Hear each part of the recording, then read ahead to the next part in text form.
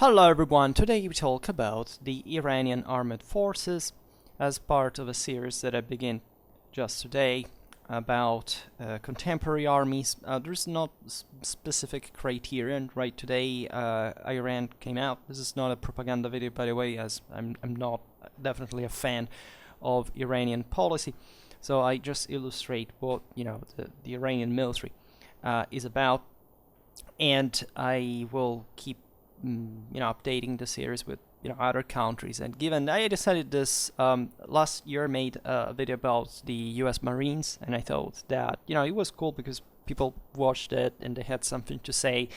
So given even the recent tensions in the world and all this stuff, I thought that it may be time to expand properly in contemporary warfare, even though we haven't done it much. Before, yes, we talked about, I don't know, the U-boats, about World War the First, trench storming, all these things, but at some point we're going to integrate something more structurally, and this may be the good beginning of this. Right, so looking at a bit of the past, of course, because we made lots of videos about Persian warfare broad domain, so this will end up in that playlist as well. And so we're looking at a country that, of course, underwent big changes historically in the last 2 centuries, especially the great political revolutions go hand in hand with the transformation of the armed forces. And what we're looking at Iran, we see, of course, a change that we can see gradually happening. In spite of these, subsequent passages as part of in fact, of a millenary recorded military history that, in fact, we have already covered in some part. And so, if you look at even the Faravar, for example, symbol, right, with the wings and the solar deity of the ancient Iranians and all, it's still there in the Iranian Armed Forces coat of arms. And obviously hinting at the warrior tradition of the country, dating back to ancient Persia, since chiefly the Achaemenid Empire was the model for all Persian rulers, ever since. In fact, the 6th, the 4th century BC, and that was at the time the strongest army in the world, though very underrated still today in the West, as the Achaemenids were fundamentally part of the West, broadly meant themselves, and in ways that were somewhat even ideologically and culturally much more, rooted in that ancient Indo-European tradition. And of course, anything that Iran had later really wasn't. And as you know, the empire had this, immense multi-ethnic army.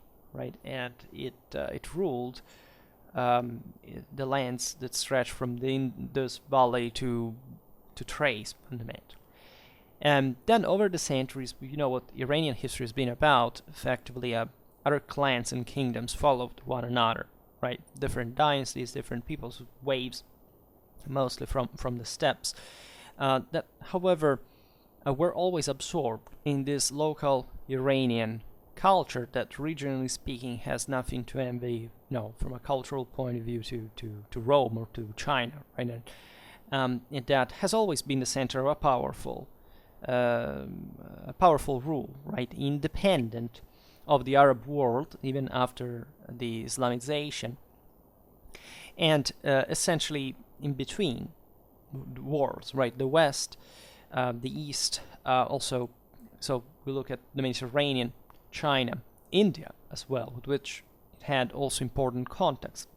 So in every epoch, the Shah, so this is the historical title of the Persian sovereign, and his soldiers distinguished themselves for some military standards that were, considerably high, considering this political cohesion. Talking chiefly about the Iranian plateau, from which eventually the empire never came to dominate in much larger areas, right, as it had instead happened up to Sasanian times. There were, but had always had this capacity of projection still on the surrounding countries, and was always kind of a thorn in the side, to put it gently, to some of the most powerful empires, especially those who were controlling the Near East. Like, look at the Romans, the Byzantines, the Ottomans, right?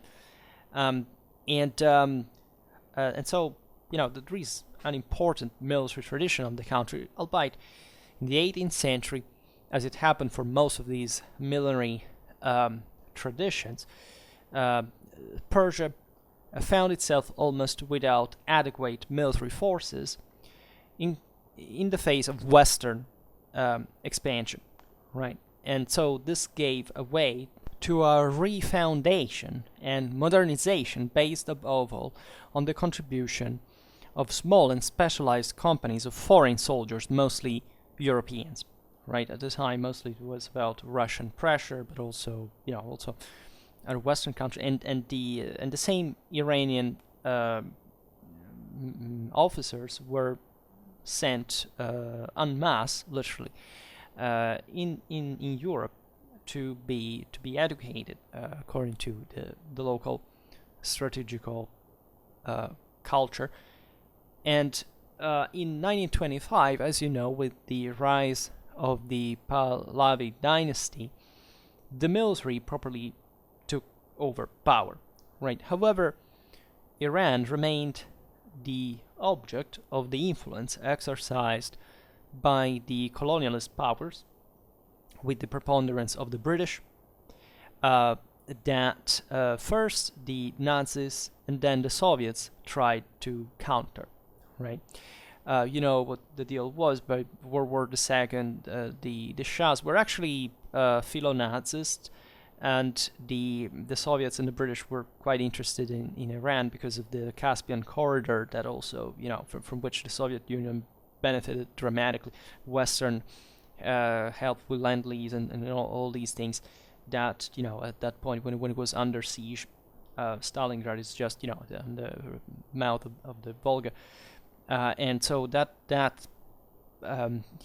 Iranian corridor was fundamental, strategically speaking, in many ways. But at this point, Iran didn't quite have the means to, in fact, to oppose itself. In fact, the same Soviets and British invaded Iran during World War II in 1941, exactly to ensure this the same corridor. However, later on, the main say orientation of Iran was of course mostly towards the West, right? Albeit always nurturing these important ambitions of military power on literally even on a world scale, right? The last Shahs, if you look in the 70s, it began this massive rearmament because they thought Iran had to come back to be one of the great world powers. Now, you know that in 1979, Khomeini's Iranian revolution deposed the last Pahlavi Shah, putting an end to the country's very long monarchical tradition and proclaiming that the Islamic Republic, it was initially backed also by leftistic movements, etc. It's become essentially a theocratic government, which, however, still inherited from this Shah and the aforementioned military, revival, an abundant and modern military infrastructure and arsenal, right? They had started buying mostly American stuff, so much that the U.S. at some point put a limit to the arms exports to Iran itself, because they weren't, it was the same Americans selling that, but the government didn't have much of an interest of Iran having this mass rearmament at that point. And so naturally the revolution brought with a ferocious cut with the West, because in theory it was just something properly also pro-socialist, aside from the fact it was just an Islamic dictatorship with the Sharia imposition, all these things, which brought to this Iranian situation of having initially, of course, a large redundancy of supplies and spare parts, but fundamentally the incapacity of replacing them because of the embargoes, the sanctions for which Iran was fined. And at this point, it mostly began to buy stuff from the Soviet Union, but not in the same number that it was present in the American stuff. In fact, mostly, still today, much was what was bought from the Westerners makes up, Iran's military provisions. As we will see, they began also to produce massively at this point, in especially since the early thousands. A lot of equipment, material, arms on the road, on an industrial scale, and above all, the aviation had by the time of the revolution an important role, because it was equipped with large and well protected bases. Even here, they had mostly Western planes, and it also had a dense radar network. And this, of course, was, still reflected that the aforementioned Iranian, role in the world, because even during the Cold War, Tehran was kind of in between, right? With the historic threat to its northern borders, and on the other hand, also with the danger of the confrontation with Israel, which in several wars had shown its clear military superiority over the Arab-Islamic countries. And by the way, just one reason to be really aware of what the Iranian regime is about is considering that in Tehran they have a clock that is allegedly counting in reverse for waiting for Israel's doomsday, right? Which should for which they think by 2040 Israel should be destroyed. And so these are the things that really make you think very carefully about the world situation, and of course the facade attitudes that Iran has by claiming that never really waged offensive wars, we don't shoot first and all these things, but factually having a very, very different background. Albeit Iran is definitely also a complex country itself, and the recent attempt of revolutions, by the way, that among even some of the blue collars that were originally some of the most faithful of the revolution is quite meaningful in relatively to the tensions that are present in Iranian politics and society. In any case, at the time, as these brutal regimes do for the sake of their own insecurity, at the end of the day, is that the new revolutionary political class made a clean sweep of the old military hierarchies that were linked to the Shah regime, as it happens in upheavals of this type. And so the military suffered significant damage altogether due to such a tumultuous turnover, as some of its more experienced elements and numerous officers were shot or exiled. It's still not clear how many, but it was evident. And the new regime, of course, was more attentive to political fidelity than military skills, right? And harbored a certain mistrust towards men who, wearing a uniform, were presumably more loyal to the homeland, if not to the old sovereign, than to the ideals of the religious revolution. And even today, the actual army of Iran has a somewhat secondary role compared to the paramilitary formations directly linked to the religious regime, right? They are properly two parallel entities. And also, despite the general quality of the Iranian armed forces that have grown a lot in the recent decades because mostly of Iranians' oil and gas, availability and profit, and making the Iranian armed forces themselves among the most feared and respected in the Middle East, actually, the most powerful. And the leading formation is properly the one of the guardians of the revolution, the so-called Pasdaran. There are Pasdaran that are properly created for the sake of defending the Iranian political establishment per se.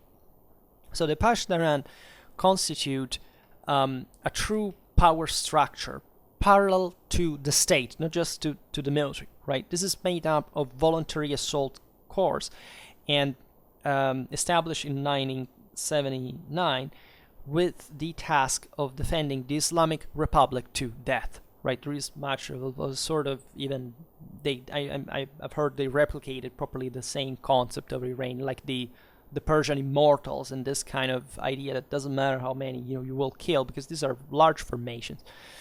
You will have fundamentally somebody else taking up arms in their place. And in fact, there is the paramilitary Basij militia that is controlled properly by the Guards Corps of the Islamic Revolution, that so the Pasdaran, who are essentially, I think it's like, because nobody really knows how it's really structured, it's like they think 1/3 of the adults in Iran actually is part of this in a way or another, talking even up to almost more than 20 million people. Of course, this is just like a sort of broader network that exists in society with some participation. There are some units that are permanent, in the range surely of at least even possibly hundreds of thousands, and then lots of other groups, and or as you understand, these are ordinary people who are fundamentally involved in the task, also maintaining the defending the ideology and in all branches of society, that also control a lot of Iranian economy altogether. This is the Pasdaran also in broadly meant, because the Pasdaran properly over the Basij militia. And the Pasdaran consider themselves also to be in the direct service of the supreme leader, as they call it properly, the Grand Ayatollah Ali Khamenei at this point, that in this sense maintains a direct connection as a theocratic ruler on this formation that is properly, as you understand, in the sense more important than the Iranian armed forces themselves. They are seen in a kind of a more secular bias fundamentally. And in addition to the military sector, it's been calculated overall the Pasdaran control a network of companies and foundations with annual revenues valued at $12 billion. It is estimated that they control about 1/3, in fact, of the Iranian economy altogether, between trusts and subholdings, which gives you a measure, of course, of how at least the organization per se, then the allegiance would be interesting to observe in this context for such a large system, have, however, on the country altogether as a grip. And so, as we were saying before, altogether, it is difficult to define how many elements make up this parallel armored force. That has, by the way, its own infantry, navy, air force, special forces in kind of ready combat ability. We're talking about hundreds of thousands. And potentially, given this broader armament of the population, as we were saying, that a large part of the Iranian population can be at least easily militarized, or at least put, of course, with not this is somewhat propagandistic and ideal, because wars are not fought like that, but consider even the numbers and the efforts that the country made during, for example, the war with Iraq. We're talking about hundreds of thousands of dead, hundreds of thousands of wounded, etc.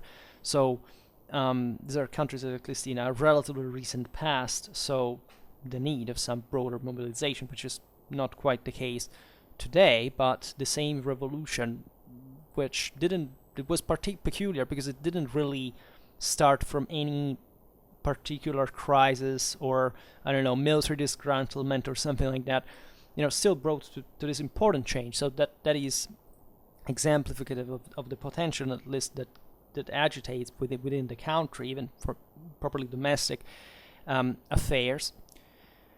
Now, the Pasdaran would deploy the real data are contradictory and covered by secrecy also, as you understand. At least 4 armored divisions, 1 mechanized, numerous infantry divisions, and a special forces division. They also have control of Iran's missile systems, we will talk about later, because, as you know, it's the main reason why United Nations basically sanctioned Iran. So Iranian carriers have a range of about 2,000 kilometers at this point, and the Guards aviation is based on a few dozen Sukhoi Su-25 fighters, both the K and the TM counter-tank and anti-ship version, UBK fighters, EMB 314 Tucano training and light attack aircraft, and MIL Mi-17 assault helicopters.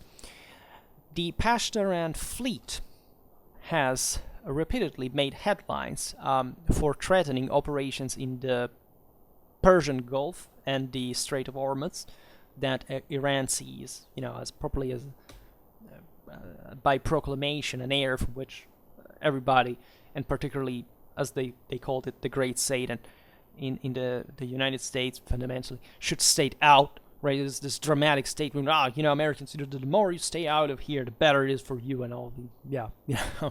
And they have, in this context, however, about 20,000 men, including 5,000 Marines, and are trained mainly in anti-ship attacks, right, with commando actions and coastal missiles, relying on armed systems such as the HY-2 Silkworm and batteries of Chinese C-802 or 802, there have been some in this waters some troubles and some broader borders even with Iraq, these episodes of kidnapping of some foreign military personnel. There's been all the issue with the mining of the Gulf as well with the Americans, but let's not descend in the details this way. Within the Guardians of the Revolution, the Al-Quds Brigade stands out, famously enough, a special force essentially that constitutes the operational arm for the military protection of Iranian activities. It was born in the late 80s, so basically at the end of the war with Iraq. That's so an important reorganization of the army in some ways after the of course put a lot of strain on it by it fundamentally being successful against invaders that were invaded in turn, for the precise purpose to export literally the communist revolution. And this unit, this corps deals with covert operations abroad. United States and Israel have openly accused them of terrorism. Above all, it has the task of devoting itself to the creation, training, support, arming, and direction also of the pro-Iranian foreign Shiite militias, right? An instrument that has been, essential militarily for Tehran's policy from Afghanistan to Iraq, from Syria to Yemen, Lebanon. Think about the Hezbollah. Think about and even in Afghanistan at some point. The Iranians even supported properly the anti-Taliban, coalition. As you know, those are ferocious Sunnis, and at some point Iran would have gone to war with them in 1998 alone if it hadn't decided otherwise. And this Al-Quds Brigade is an elite force comparable to the commandos. Essentially, is equipped accordingly with a wide variety of modern equipment. Now, speaking properly of the Iranian armed forces and the number of the army, like if we look at the regular armed forces, the total Iranian military personnel amounts to almost 1 million men, 960,000. However, it is estimated that the actual for like the conventional ones could be deployed factually would be something like 420,000 soldiers, 350,000 of whom in the army, of which 120,000 are professionals, the other conscripts, then 52,000 in the aviation, in the Air Force, and 18,000 in the Navy. And the military service in Iran is compulsory, lasts 18 months. The armed forces, as well as the Pashturan that are separated from them, depend on the Ministry of Defense. However, in war, it is the Supreme Defense Council that commands them under the authority of properly of the Ayatollah, who can declare war because he is the head properly of the armed forces, like the head of state, and designate the leaders of the Pashturan and the armed forces alike. Due to international isolation, Iran has had to look for sources of supply of military equipment, as we were saying before, also properly for its armed systems that it had already purchased, especially for the most modern, sophisticated ones, for which now basically every country is dependent from abroad in a way or another. And it has essentially followed two paths, right? On one hand, it began to develop its own war industries, producing lots of stuff, right? Really, mostly, not some of the most demanding systems, but even submarines at this point are made in Iran itself, and encouraging also research and dedicating itself to copying locally foreign arms systems. Iran has made an important leap forward, especially after the recent revolution attempts, especially in cyber warfare, and it is engaged in some, important struggles with foreign powers on this level. China has accused, especially the United States, to have interfered with Twitter and via Twitter and YouTube with Iran. Fundamentally, these are maybe just political things, but every country does, and still it's important to stress that Iran has increased importantly, if not immensely, compared at least to the beginning, to a few years ago, its cyber warfare capacities. On the other hand, the country has also resorted to collaboration properly with other peripheral regimes with respect to international diplomacy, and especially with respect to the West, right? And so if you see their companions, North Korea, essential for the development of the nuclear missile programs, that, there are some missile systems that fundamentally just Iran and North Korea have in common. Of course, that North Korea has nuclear weapons at this point. Iran, as we'll see now, has all this, the deal, the 5+1 thing we'll talk about in the meanwhile, but also, of course, Syria, China, Russia. So it's pretty evident from which side they are today, right? Which is interesting because, otherwise it was a country traditionally more from the Western side up to not such long time ago, after all. And given the breadth of Iranian territory, the army is structured around 4 corps that are destined for the 4 cardinal points of the country. That today, still as millennia ago, would be fundamentally a nightmare to even try to occupy, because it's very varied in climate and terrain, but it's also there are very large areas, mountains, mountain ridges, deserts, etc. It's terrifying, right? And it's huge. And reason for which the Air Force has had historically the importance it has, because that is important to cover the entire the entire country space, given this land limitations. And so an aircraft group made up only of professionals is thus in charge of the defense of Tehran, together with the 55th Airborne Division and the 23rd Division of the Special Forces.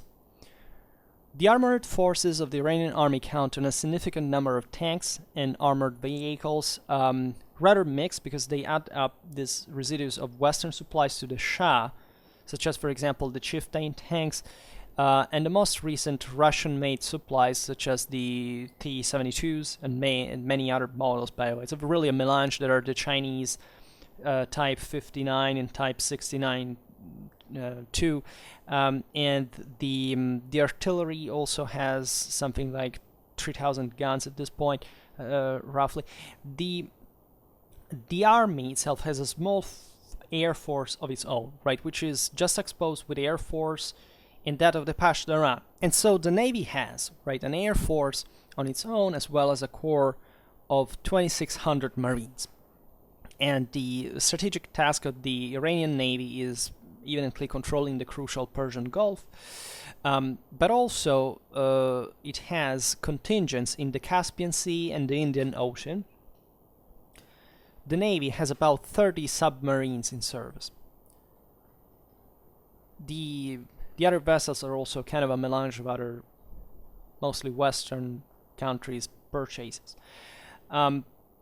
Speaking of the aviation, of the Air Force, the IRIAF, well, as we were saying before, this had a strong tradition in Iran. It's important to maintain control of the very large country's territory. It even has a curious history, given the important numbers which it has increased since 1991, because during the war with Iraq, which began in 1980, although previously the Iranian Air Force had been a more than a respectable arm for those time standards, had good updated Western aircrafts, it was in inferiority, above all due to the difficulties in finding pilots and new spare parts due to the sanctions put to Iran after it had turned its face against the West. And also because, in fact, Baghdad had managed to secure a continuous supply of weapons from the West itself, aided by superpowers in order to contain the Islamic revolution in Tehran, right? And the economic, the arms exports during the Iran-Iraq wars is fantastic, because you see at some point, even though the West was essentially siding with Iraq, still lots of Western countries, probably of the Western Bloc, still were supplying some, mostly not something dramatic, but let's say, I don't know, assault rifles, machine guns, things like these, still to Iran to make money. And it was kind of okay for the broader balance of the situation. However, after the end of the war in 1988, it was, as we know, Iraq was attacked by an international coalition in 1991 with the first Gulf War. And on that occasion, as many as 110 Iraqi military aircrafts, and we're talking about at least including important amounts of Sukhois, Su-22 and 24, asked for refuge in Iran, right? And they were welcomed, but also detained, so thus becoming part of the Iranian Air Force. And the Iranian Air Force at this point has about 500 aircrafts, after which are operational, properly on the front line, with mixed models between, say, Western supplies. We're talking about the original, before the revolution, they mostly had F-4s, F-5s, F-14s, then Mirage F-1, things like this, and former Soviet ones, such as the MiG-29 and Su-24. And this, with 5,000 pilots and 14 main air bases. There also have been attempts to nationally produce military aircraft models. However, we should point out that the Iranian Air Force is aging fast, right, and it's fast lagging behind, and hence this attempt. The organization follows of the Iranian Air Force follows the 1986 reform still. So it basically entails 8 air defense and attack squadrons, 1 for reconnaissance, 2 for refueling, 5 for light transport. And from the point of view of the tiring modernization, it is worth noting the putting online of the 5 S-300 anti-aircraft defense missile systems that were purchased by Russia, but were in 2007, but they were frozen due to the international sanctions against Iran. So they were eventually delivered in 2016, tested the year after, and so now they are out there in control. Right, the S-300 is essentially a long-range surface-to-air missile system designed for tactical defense against broad-spectrum targets such as ballistic missiles, aircraft, and helicopters. Also, many Western NATO countries bought it. Now, you know that Iran, had issues mainly with the alleged, possession and/or, however, properly production of nuclear weapons, which has been a major concern for the international community in recent years. So there's been a big diplomatic work. Fundamentally, that's the so-called Iranian deal that was led in July 2015 in Vienna. This after 13 years of crisis and negotiations, especially after Iranians resuming of, because up to 2003, Iran was properly accused of having worked for producing for nuclear, at least the possibility of having a nuclear arsenal, and ever since the thing was monitored in some way. So this brought to the signing in Vienna of the Comprehensive Joint Action Plan by Iran and the so-called 5+1, right? So this was together with the a group of 5 nations, together with permanent seats in the United Nations Security Council, supervised also by the European Union, United States, France, Great Britain, Russia, and China, in addition to Germany in kind of a different way. But the agreement eased the regime of essentially of economic sanctions that had existed in exchange for international monitoring of its nuclear development activities. So the agreement provided, because now that it's been broken since 2020, when the Major General Soleimani was killed in the Baghdad airport strike, as you know. So Iran bailed out at the time. After that, United States under Trump had bailed out of the deal. It was made under Obama, and the let's say the agreement provided for the reduction of the number of centrifuges necessary for the enrichment of uranium from 19,000 to just over 5,000. So this limits essentially were to the uranium enrichment to a single site, that of Natanz, by the way, that is heavily guarded, and allowed site inspection of the same. Iranian uranium cannot be enriched more than 3.67%, because this would make it sufficient for civilian nuclear use to produce energy, but much less than necessary to produce nuclear weapons. And the thing would have stood up until 2030, hadn't been broken as a deal. This was also properly for one maximum stock of 300 kilograms of uranium. And Iraq's heavy water reactor could not produce more than 1 kilogram of plutonium per year, as another part of the agreement. So some plants, let's say, were subjected to constant monitoring by the International Atomic Energy Agency, while others, the military ones, could be visited only, be inspected with 24 days notice only. And among the sanctions to be phased out, there would have been the arms embargo that by the 2015 agreement should have lasted until 2020, and the one on ballistic missile technology until 2023. And however, legitimately not believing in Iranian good faith, in spring 2018, Israel denounced that Iran was actually violating the agreement by continuing nuclear programs, out of the deal, and that's how almost simultaneously the Trump administration withdrew the United States from the deal itself. And other international partners up to that point had fundamentally instead, controlled without seeing much of an anomaly. At least this was formally put out there.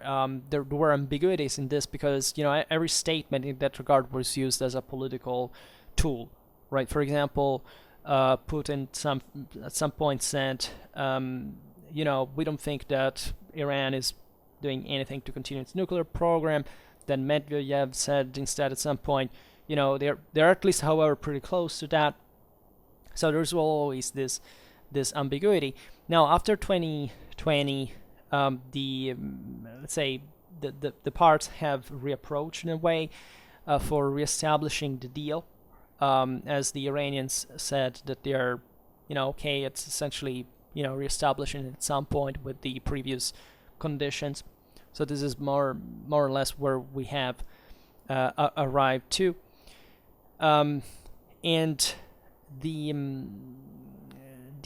point is that as for missiles, Iran has equipped itself with powerful carriers, and that is the strategic deal among the other things, because of course its reach now is easily, it can reach Romania, Greece, Israel, Saudi Arabia, right? So the ICBMs at this point allow, quite, the Iranians are actually increasing this, but as we'll see now, and not much is certain because it's always essentially mostly the Shahab system. It's just that there are some versions of it that they're properly being improved, and this gives also, depending on the warhead, of course, but some much greater reach in the thousands of kilometers, and that's pretty risky because just within 2,000 from the Iranian border they include Israel, right? And that's not a good sign for a country like Iran that definitely has quite explicit plans for Israel. So Iran has several carriers that fall into the category of short-range ballistic missiles. They have a range less than 2,000 kilometers on average. Among these, there are the Shahab 1 and 2, right, which the country also provides to its allies, has a production of several tens a year. They can carry a single warhead, which can also be chemical or nuclear. It's important to stress here that Iran suffered chemical warfare during the war with Iraq, and it has properly some units of its army that are deputed to cope with that, right? Even properly in a medical sense, mostly against mustard gas. But this is not yet another much more dangerous and broader scope, right? Then there is the Fateh 110, which is instead solid fuel, which means it can be ready to launch in a particularly short time. Among the missiles with a range of between 1,000 and 3,000 kilometers, Iran includes the Seyyil, and this is the one which can carry an atomic warhead or a 1-ton high explosive warhead up to 2,000 kilometers away. Excuse me, not 2 kilometers. The Shahab 3 constitutes the bulk of Iran's strategic missile forces, right? Albeit it is about to be replaced by a modern version of the Seyyid itself. At this point, we're talking about the 3, one which is in development, And the main, we don't know exactly what it does, but of course the improvement is always the same. It's it's more precise, it's easier to guide, and harder to be intercepted by anti-ballistic missile systems. And it has a range of 4,000 kilometers. At least it can reach at a maximum. It can be equipped with an atomic, chemical, or high explosive warhead. And the Iranian military capability in this sense is really impressive and worrying, and it raises many fears, considering also that the general international situation nowadays, and it's important that we are in a phase. If you look at Iran's military budget is been very much up in the first decade, essentially, or the first half of the third millennium, and then it has been going up and down. And nowadays, just even the international situation is not as much. Less has been spent. Actually, it turns out that in the Middle East, per capita, Iran is, albeit being the strongest force, is the one that also has less per capita military budget spent.